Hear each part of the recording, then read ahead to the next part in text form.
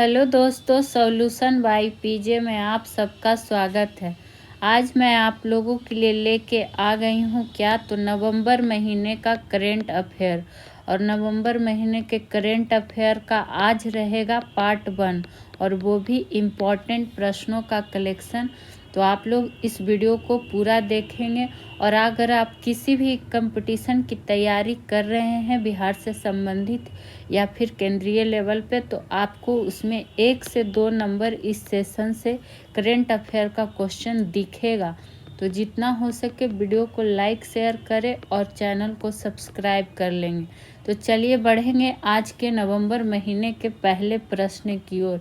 गरुड़ शक्ति अभ्यास 2024 भारत और किस देश के बीच आयोजित हुआ, ये हमसे पूछा जा रहा है। तो ये गरुड़ शक्ति जो अभ्यास है ये भारत और इंडोनेशिया के बीच होता है। तो ऑप्शन नंबर डी हो जाएगा इसका राइट आंसर। वहीं बात करें तो इसका आयोजन कब से कब तक हुआ, ये बर्थ डेट भी पूछ सकता है। तो जो इसका आयोजन हुआ 1 से लेकर 12 नवंबर तक ये क्या हुआ, आयोजन हुआ। वहीं बात करें कि इसमें भारत के कितने सैनिक हिस्सा ले रहे हैं, तो भारत के कितने सैनिक हिस्सा की बात जब पूछेगा तो वो हिस्सा लेने वाले सैनिकों की संख्या कितनी, 25।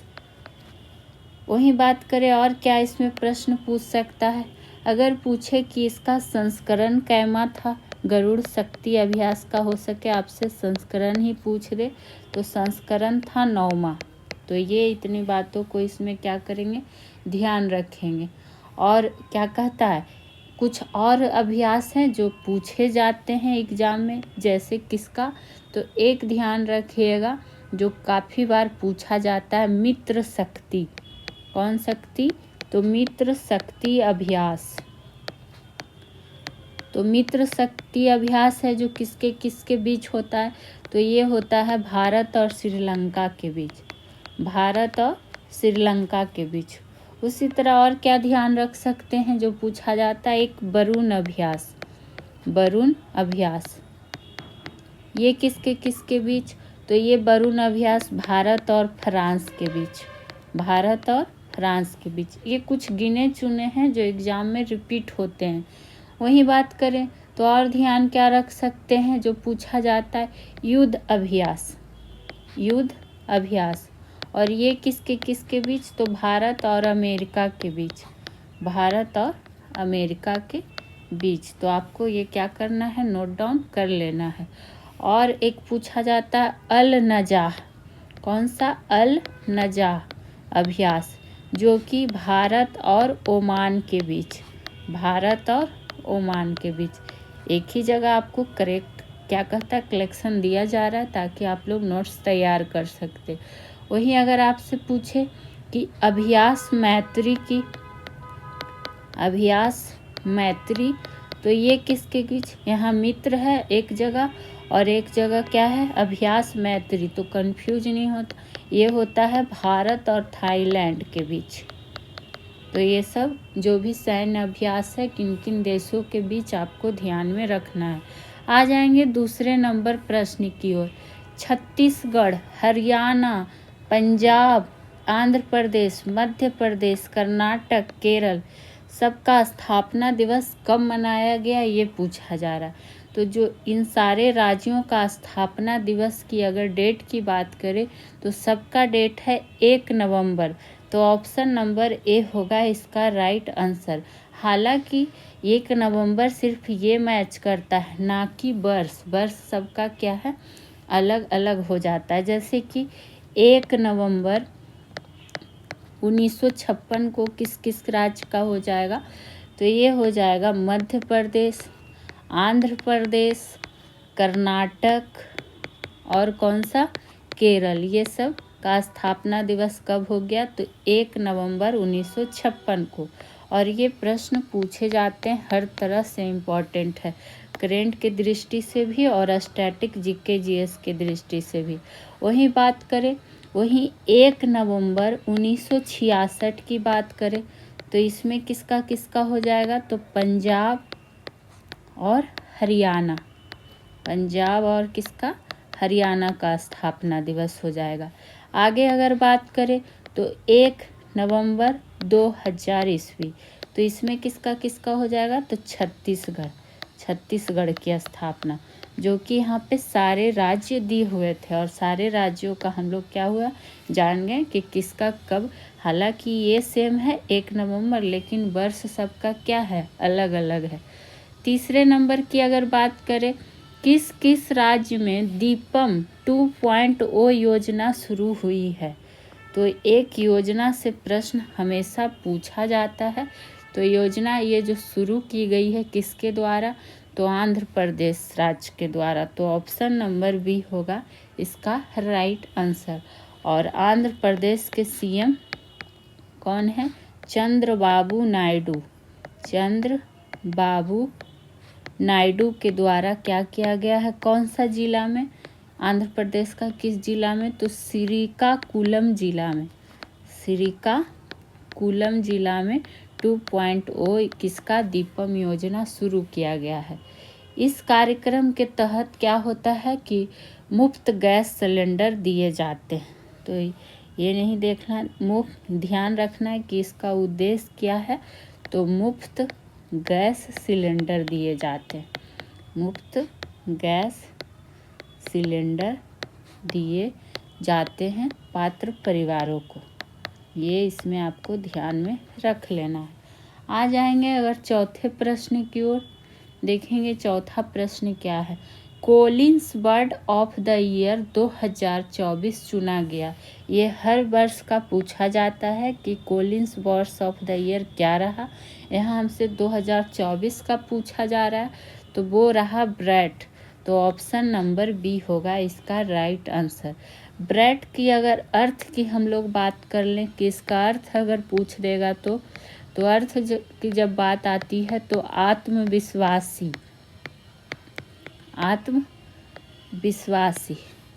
स्वतंत्र, और क्या हो जाता है, सुखवादी दृष्टिकोण। कौन दृष्टिकोण, तो सुखवादी दृष्टिकोण ब्रैट का क्या होता है, अर्थ होता है। तो ये भी साथ ही साथ ध्यान रखेंगे। और कोलिंस जो है इंग्लिश डिक्शनरी अंग्रेजी का ही शब्द है। ये जो कोलिंस वर्ड है वो किसका है, इंग्लिश डिक्शनरी अंग्रेजी का शब्दकोश है। तो इसमें आप क्या करेंगे, ये ध्यान रखेंगे कि 2024 का Collins word of the year क्या है। और यकीन मानिए ये नवंबर महीने का टॉप प्रश्न आपके लिए लाया गया है। अभी पार्ट 1 कराया जा रहा है, आगे आपको पार्ट 2 भी कराया जाएगा, वो भी फुल डिटेल्स के साथ। विश्व का पहला लकड़ी का उपग्रह कौन सा देश लॉन्च करेगा। तो ये विश्व का पहला है, इसलिए और भी इम्पोर्टेंट बनता है वो भी उपग्रह। तो ये जो देश है जापान। तो ऑप्शन नंबर ए होगा इसका राइट आंसर। वहीं बात करें कि इस उपग्रह का जो नाम है, अगर नाम पूछे कि नाम क्या है, तो नाम है लिग्नोसैट।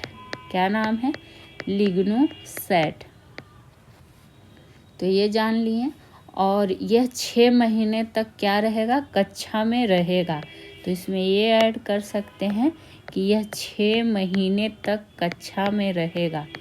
6 महीने तक कक्षा में रहेगा और यह परीक्षण करेगा। क्या परीक्षण करेगा, ये भी तो सेंटेंस के रूप में पूछ सकता है। तो यह परीक्षण करेगा कि यह पदार्थ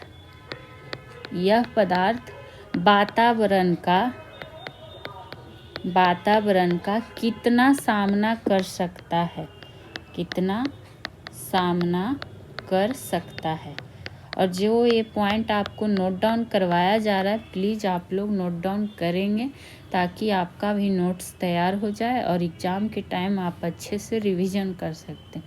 6 नंबर मोस्ट इम्पॉर्टेंट प्रश्नों में से एक, शारदा सिन्हा कौन थी जिनका निधन हो गया। तो ये आपको ध्यान रखना चाहिए, चूँकि बिहार से संबंधित करेंट अफेयर की दृष्टि से महत्वपूर्ण है। तो ये आपको पता होगा कि बिहार की एक लोकप्रिय गायिका थी। तो ऑप्शन नंबर ए होगा इसका राइट आंसर। वहीं बात करें तो इन्होंने मैथिली भोजपुरी के अलावा हिंदी गीत भी गाए हैं। और इनका जन्म की अगर बात करें तो बिहार के सुपौल ज़िला में। कहाँ हुआ है? तो सुपौल ज़िला, ध्यान रखिएगा। और इनको 1991 में पद्मश्री और 2018 में क्या प्रदान किया गया है? पद्म भूषण से भी सम्मानित किया गया था। तो इसलिए ये प्रश्न इम्पॉर्टेंट श्रेणी में से आता है। और इनका निधन हो चुका है, जो कि काफ़ी दुखद खबर है। वहीं बात करें तो इन शारदा सिन्हा जी को 2000 ईस्वी में संगीत नाटक अकादमी, कौन सा? संगीत नाटक अकादमी अवार्ड भी मिला था। तो ये अवार्ड आपको ध्यान रखना है कि कौन कौन सा मिला था और क्या क्या, तो ध्यान दे रख सकते हैं। बढ़ जाएंगे आज के अगले प्रश्न की ओर। और हाँ, अगर आपको वीडियो अच्छा लगे तो लाइक करें और जितना हो सके दोस्तों में शेयर करें। और अगर अभी तक आपने हमारे चैनल को सब्सक्राइब नहीं किया है तो सब्सक्राइब भी कर लेंगे। कौन सा देश बुर्का प्रतिबंध को 2025 से लागू करेगा? चूँकि ये 2025 से लागू करेगा तो ये कौन सा है? Switzerland, option number B. ये बुर्का प्रतिबंध को 1 जनवरी 2025 से लागू करेगा। तो इसमें आप बस क्या कर सकते हैं, और जो भी प्रतिबंध का उल्लंघन करेगा उसको क्या कहता है? लगभग 1000 स्विस फ्रैंक तक का जुर्माना भरना पड़ सकता है। कहाँ? तो स्विट्ज़रलैंड में। तो इसमें आपको क्या करना है? बस इतना ध्यान रखना है। वहीं अगर आपसे पूछ दे कि स्विट्ज़रलैंड की राजधानी क्या कौन सी है, तो राजधानी क्या हो जाएगी? बर्न। और अगर पूछ दे कि इसकी मुद्रा क्या है, तो अभी हम लोग क्या बोले? Swiss franc. जो 1000 क्या है? स्विस फ्रैंक जुर्माना लगेगा, तो ये उसकी मुद्रा हो जाएगी। राष्ट्रपति की अगर बात कर ले तो राष्ट्रपति कौन है? Viola M heard.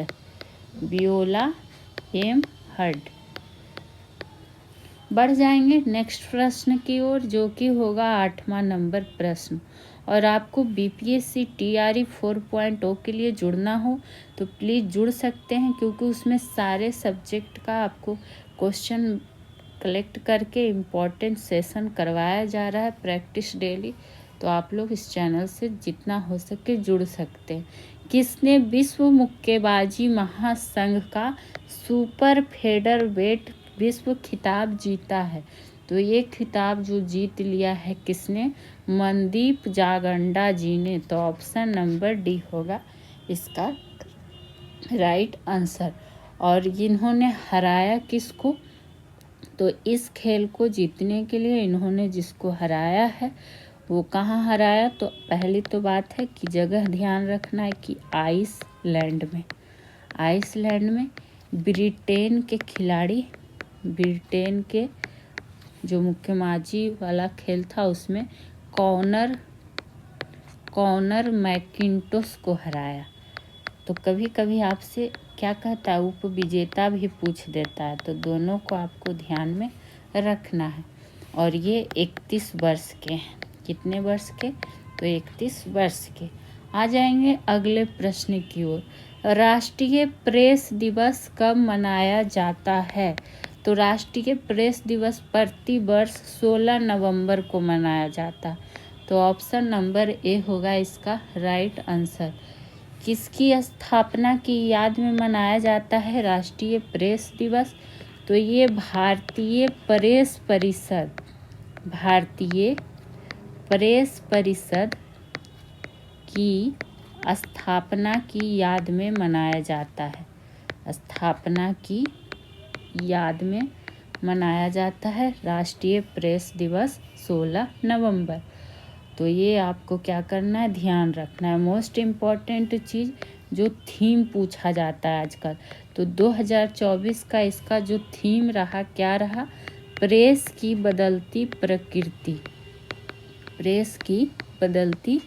प्रकृति। और ये प्रश्न अगर आप अभी फ़िलहाल किसी भी एग्ज़ाम को देने वाले हैं तो किसी भी एग्जाम में ये प्रश्न दिख सकता है क्योंकि पूछा जाता है।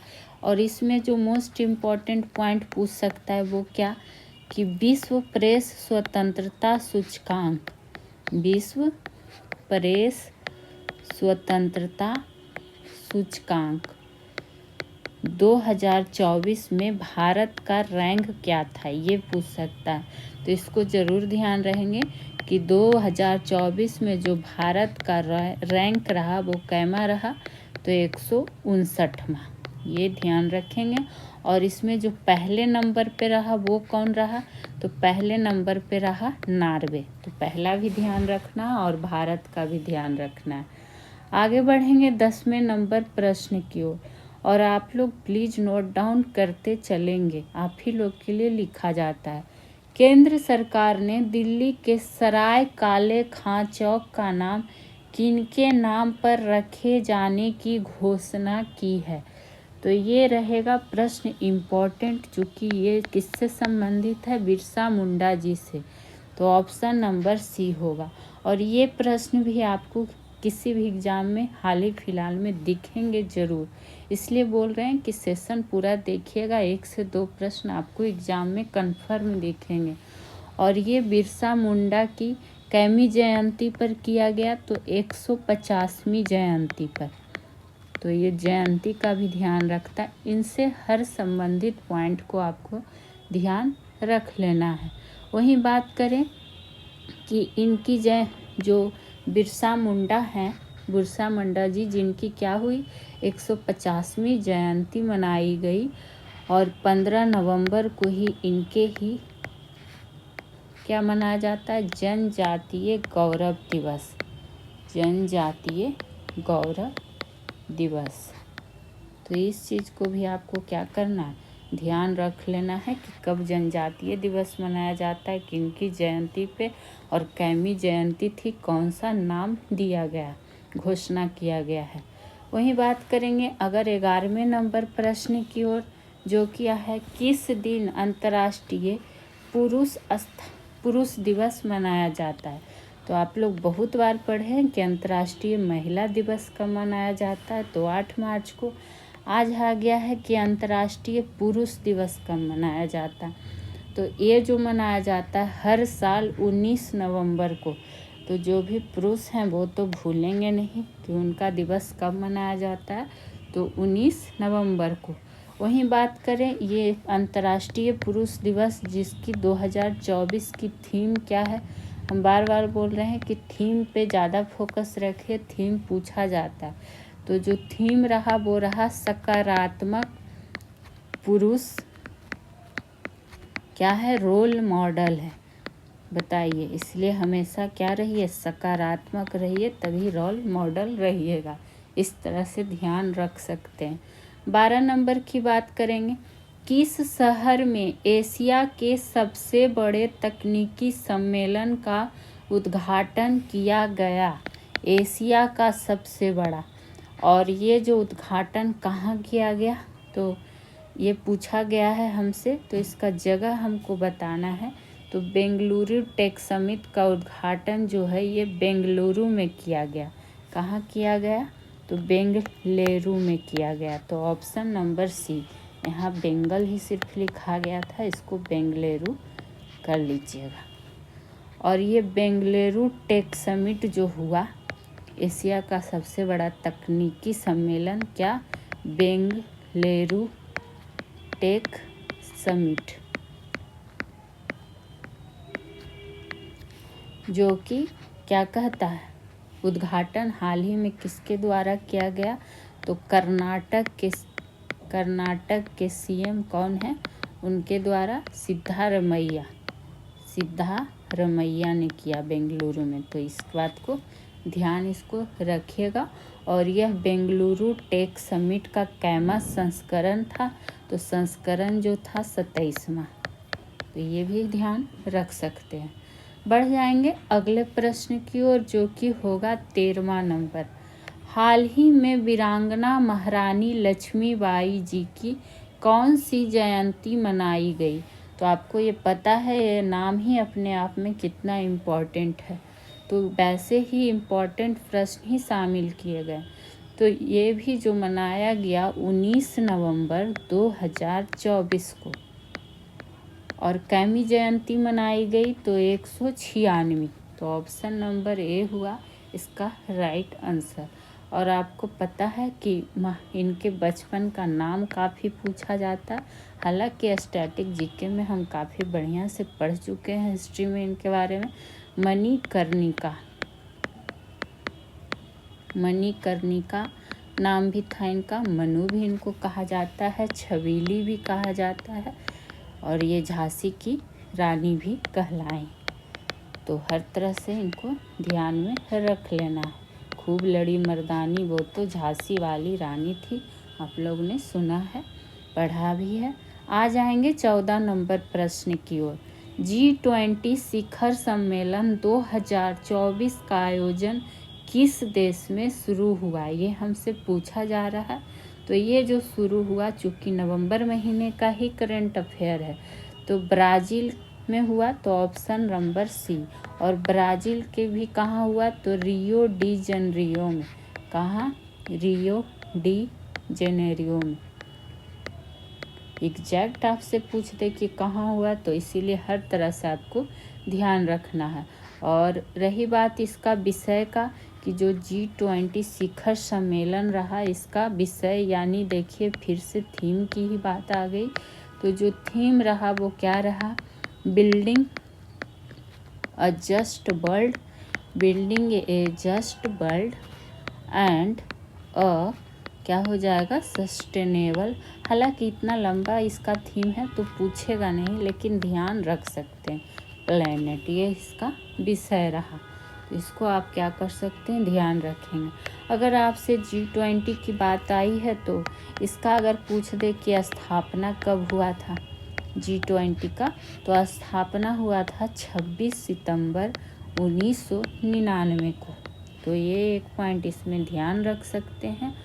और इसका अगर पहला सम्मेलन पूछे G20 का कि पहला सम्मेलन कहाँ हुआ था, तो ये पहला सम्मेलन 2008 में हुआ था, और वाशिंगटन में। कहाँ, जो कि कहाँ है, तो अमेरिका में यही आयोजित हुआ था। तो पहला भी आप ध्यान रख सकते हैं। और 2024 का ध्यान तो रखना ही है, 2023 का भी पूछ सकता है। तो 2023 का जो सम्मेलन हुआ था वो भारत में हुआ था। तो 2023 भी ध्यान आपको रखना चाहिए, और 2025 भी रख लीजिए। 23, 24, 25 और पहला। तो 25 वाला जो होगा कहाँ, दक्षिण अफ्रीका में। तो इतना सारा पॉइंट इसमें बन गया, और आप लोग के लिए इम्पोर्टेंट पॉइंट है। आ जाएंगे 15 नंबर प्रश्न की ओर। 15 नंबर प्रश्न आ गया है, ATP फाइनल 2024 का खिताब किसने जीता है। तो ATP की अगर बात करें तो इसका मतलब क्या होता है, एसोसिएशन ऑफ टेनिस प्रोफेशनल्स हो सके फुल फॉर्म ही पूछ दे, तो हर तरह से ध्यान रखना है। और इसका खिताब जो किसने जीत लिया है, तो जैनिक सिनर ने। तो ऑप्शन नंबर ए होगा राइट आंसर। जैनिक सिनर कहाँ के, तो इटली के। तो एसोसिएशन ऑफ टेनिस प्रोफेशनल्स का खिताब जीत लिया है 2024 वाला जैनिक सिनर ने। तो ये इसमें आपको ध्यान रखना है। और इसका आयोजन भी कहाँ किया गया था, तो इसका आयोजन भी इटली में ही किया गया था, और इटली के ही जैनिक सिनर ने इस खिताब को जीत भी लिया। बढ़ जाएंगे अगले प्रश्न की ओर, जो कि होगा 16वां नंबर प्रश्न। जितना इससे आपको बताना चाहिए डिस्कशन, वो हम आपको खुद बताते हैं। जहाँ लगता है कि सिर्फ क्वेश्चन आंसर से काम चल जाएगा, वहाँ सिर्फ क्वेश्चन आंसर। मिस यूनिवर्स 2024 का खिताब किसने जीता है, ये आ गया मिस यूनिवर्स। तो ये क्वेश्चन लड़कियां ज़रूर याद रखेंगे, क्योंकि लड़कियों के लिए ही ये ज़्यादा इम्पोर्टेंट है, तो उसको ध्यान रख सकते हैं यूनिवर्स के। तो ये जो खिताब जीत लिया है डेनमार्क की विक्टोरिया कजेर ने। तो ऑप्शन नंबर सी। कहाँ की, तो डेनमार्क की विक्टोरिया कजेर ने। तो ये ध्यान रखेंगे ही। अगर इसमें पूछ दे कि पहली रनर अप कौन रही, तो चिडिम्मा अडेसिना। बताइए कैसा कैसा नाम है, पर पढ़ना आप लोग को है तो याद तो रखना पड़ेगा। ये पहली रनर अप इसमें रही चिडिम्मा अडेसिना। ये हो गया। वहीं बात करें कि और क्या पूछ सकता है, तो 2024 का तो ध्यान रखेंगे ही, प्लस 2023 का भी रखेंगे कि 2023 का मिस यूनिवर्स खिताब किसने जीता था। तो ये जीत लिया था सेनिस पलासियोस ने। तो ये नाम भी आप ध्यान रखिएगा, जो कि कहाँ की, तो निकारागुआ की। तो 2023 का ही ज़्यादा संभावना है कि आपसे पूछे, तो इसलिए इसको ध्यान रख लेना है। आ जाएंगे अगले प्रश्न पे, जो कि होगा 17 नंबर। देखिए, बिहार से भी संबंधित प्रश्न आपको मिल रहा है, तो इसमें बिहार राष्ट्रीय अंतर्राष्ट्रीय हर लेवल का करंट अफेयर शामिल किया गया। बिहार का दूसरा एम्स कहाँ स्थापित किया गया।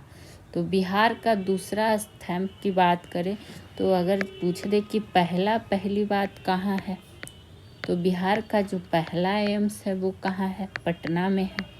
यहाँ हमसे दूसरा पूछा गया है, जो कि कहाँ, तो दरभंगा में। तो ऑप्शन नंबर बी हो जाएगा राइट आंसर। वहीं अगर पूछ दे कि भारत का पहला एम्स, तो वो कहाँ स्थापित किया गया था, तो नई दिल्ली में।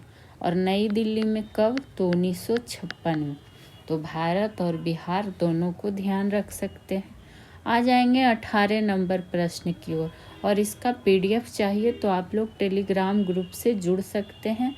और जितना हो सके प्लीज़ आप लोग सपोर्ट करें, वीडियो को लाइक शेयर करें। सेशन से संबंधित कोई प्रश्न हो, आपका सुझाव हो, तो कमेंट सेक्शन में कमेंट करें। भारत के 57 में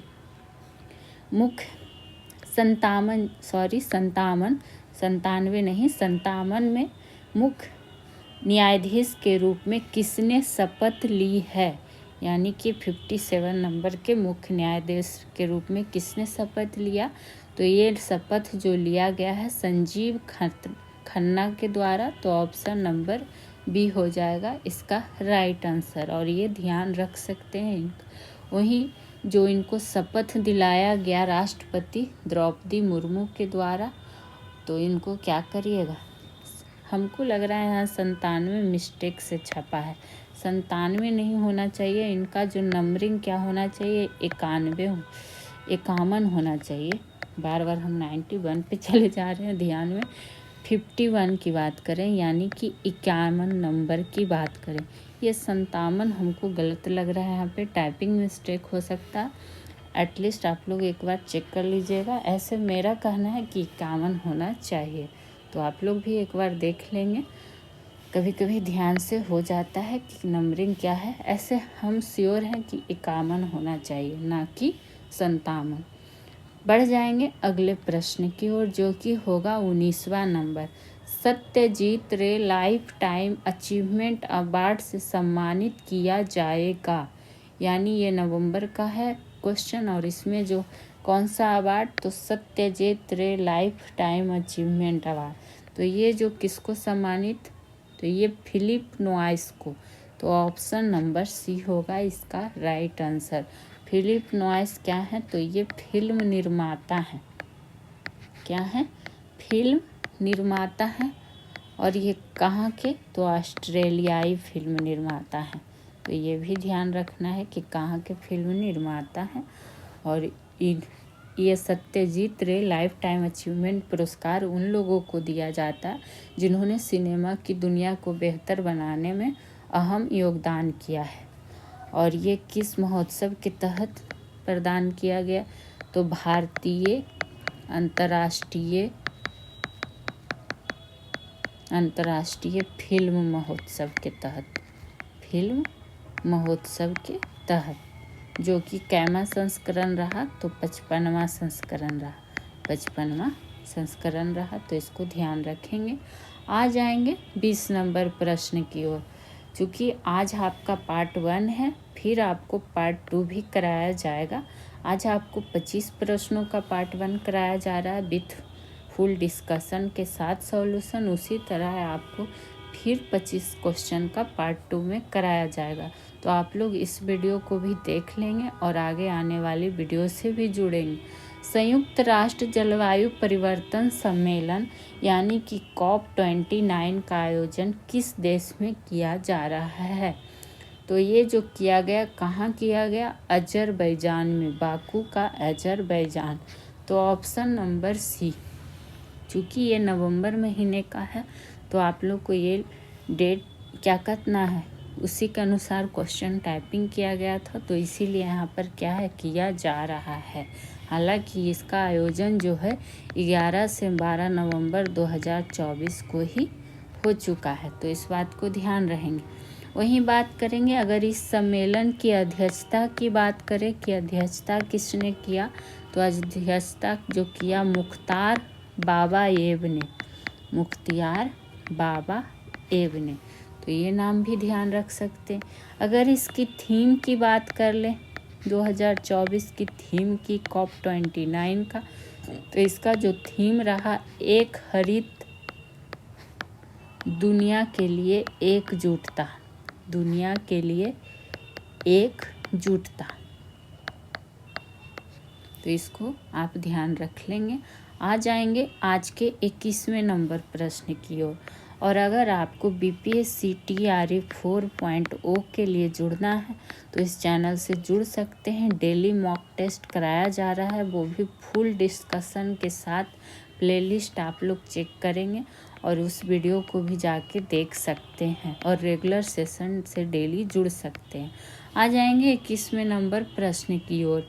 AI तैयारी सूचकांक 2023 में भारत का क्या स्थान रहा?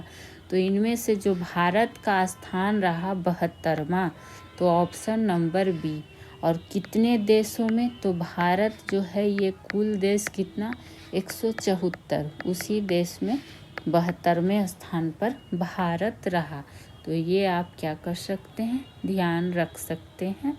और इसकी बात करें टॉप 3 देश की, पूछ देता है कि इसमें टॉप 3 देश का क्रम कभी दे दे दर्शाने के लिए, तो याद रखिएगा सिंगापुर, उसके बाद डेनमार्क और फिर कौन, अमेरिका। तो ये हो गए इसमें कौन, टॉप 3 देश ये हो गया। तो बुद्धिमत्ता को अपनाने के लिए ये क्या है, रैंकिंग है AI तैयारी सूचकांक यानी कि कृत्रिम बुद्धिमत्ता तैयारी सूचकांक। बढ़ेंगे अगले प्रश्न की ओर जो कि होगा 22वां नंबर, और इसको करिए मोस्ट इम्पॉर्टेंट प्रश्नों में से एक। आपको बार बार बोल रहे हैं कि 1 से 2 नंबर करेंट अफेयर का प्रश्न इस सेशन से सिर्फ आपको दिख सकता है, तो आप लोग ज़रूर जुड़े। TRE 3 में भी यहाँ से काफ़ी हेल्प मिला है, यहाँ का जो सेशन करवाया गया, यहाँ से प्रश्न दिखेंगे आपको। निगोल चकौबा उत्सव किस राज्य में मनाया गया? कौन सा उत्सव? तो निगोल चकौबा उत्सव ये जो मनाया गया मणिपुर में, तो ऑप्शन नंबर डी। और मणिपुर चर्चा में है तो इससे प्रश्न पूछ सकता है और कुछ भी पूछ सकता है, तो ध्यान रखना है। ये उत्सव महोत्सव से तो एक प्रश्न पूछा ही जाता और ऊपर से मणिपुर, तो इसलिए इम्पॉर्टेंट बोल रहे हैं। और ये किस समुदाय का सबसे बड़ा त्यौहार है? तो मैतेई समुदाय का, मैतेई समुदाय का क्या है, सबसे बड़ा त्यौहार है निगोल चकौबा उत्सव, सबसे बड़ा त्यौहार है। इसको क्या करना है, ध्यान रखना है। वहीं मणिपुर की अगर कुछ बेसिक बात करें तो मणिपुर से संबंधित, जैसे कि अगर आपसे पूछ दे कि पहली बात कि क्या कहता है, एक प्रमुख नृत्य भी पूछ सकता है। प्रमुख नृत्य की अगर बात करें तो याद रखिएगा चोलोम, जो कि काफ़ी एग्जाम में पूछा भी गया है। थांगता, ये सब क्या है, इसका मणिपुर का प्रमुख नृत्य है। वहीं अगर आपसे पूछ ले मणिपुर का की राजधानी, तो राजधानी तो आप लोग को याद होगा क्या हो जाएगा, इम्फाल, इम्फाल। और और क्या पूछ सकता है? तो आपको पता होगा कि लोकटक झील कहाँ से संबंधित है। तो लोकटक झील जो है मणिपुर से ही संबंधित हो जाता है और पूछा भी गया है एग्जाम में। अगर यहाँ का राष्ट्रीय उद्यान की बात कर ले, मणिपुर का राष्ट्रीय उद्यान जो एग्जाम में एक बार पूछा जाता है, कौन सा? तो केइबुल लामजाओ राष्ट्रीय उद्यान, ये नाम आपको ध्यान रखना है, क्योंकि ये राष्ट्रीय उद्यान दुनिया का एकमात्र तैरता हुआ राष्ट्रीय उद्यान है और ये है कहाँ? तो मणिपुर में। आ जाएंगे 23वें नंबर प्रश्न की ओर। देखिए फिर से आ गया वही प्रश्न, भारत के 91 मुख्य न्यायाधीश। देखिए ये हुआ करेक्ट प्रश्न, वहाँ पे प्रश्न टाइपिंग गलत था। 51 हम बोल भी रहे थे कि 51 नंबर होना चाहिए, वहाँ टाइपिंग मिस्टेक था, इसलिए थोड़ा वहाँ पे कन्फ्यूजन क्रिएट हो गया। तो ध्यान रखिएगा 51 नंबर के हो जाएंगे श्योर अब 51 नंबर के, जो कि शपथ कौन लिए हैं? संजीव खन्ना जी। और इस प्रश्न का डिस्कशन हम लोग पहले ही कर चुके हैं। हालांकि इन्होंने जिसका स्थान लिया किसके जगह पे? तो D चंद्रचूड़ जी के स्थान पर। तो ये भी पूछ सकता है कि इनके स्थान पर, जो कि 10 नवंबर 2024 को क्या हुए? रिटायर हो चुके हैं D चंद्रचूड़ जी। तो ये 51 नंबर ही होगा, ये ध्यान रखिएगा। बढ़ जाएंगे अगले प्रश्न की ओर, जो कि होगा 24 नंबर। भारत का पहले अंतरिक्ष अभ्यास का आयोजन किसने किया है? तो ये जो किया है रक्षा अंतरिक्ष एजेंसी ने, रजा नहीं रक्षा। तो ऑप्शन नंबर ए होगा इसका राइट आंसर। और ये जो पहला है इसलिए इम्पोर्टेंट है, और वो भी अंतरिक्ष अभ्यास, तो रक्षा अंतरिक्ष हो जाएगा। वहीं बात करें कि भारत में रक्षा अंतरिक्ष एजेंसी की स्थापना कब की गई थी? तो 2019 में की गई थी। ये आप इसमें ध्यान रख सकते हैं। और ये जो आयोजन किया गया तो 11 से 13 नवंबर तक इसका क्या हुआ? आयोजन। आ जाएंगे आज के अंतिम प्रश्न पर, जो कि होगा 25वां नंबर प्रश्न। बाली यात्रा उत्सव की शुरुआत किस राज्य से हुआ? ये मोस्ट इम्पॉर्टेंट उत्सवों में से एक है, पूछा जा सकता है। तो इसकी शुरुआत जो हुई, चूँकि ये क्या है? एशिया का सबसे बड़ा, इस तरह से लिख सकते हैं कि एशिया का सबसे बड़ा ओपन एयर व्यापार मेला है। क्या है? ओपन एयर व्यापार मेला है क्या? बाली यात्रा उत्सव जिसका नाम है। और ये जो शुरुआत हुई है ये किस राज्य से? तो उड़ीसा राज्य से हुई है। वहीं उड़ीसा के कुछ अन्य प्रमुख त्योहारों की अगर बात कर लें तो जिसमें क्या आ जाता है? उड़ीसा की बात कर रहे हैं प्रमुख त्योहारों में से, तो और कुछ नाम है जो पूछे जाते हैं, जैसे क्या? कलिंग महोत्सव। एक ये आपको खुद में पता होगा कि कलिंग महोत्सव उड़ीसा का क्यों जरूरी है। ऊपर से और जो पूछा जाता है नुआखाई महोत्सव, नुआखाई।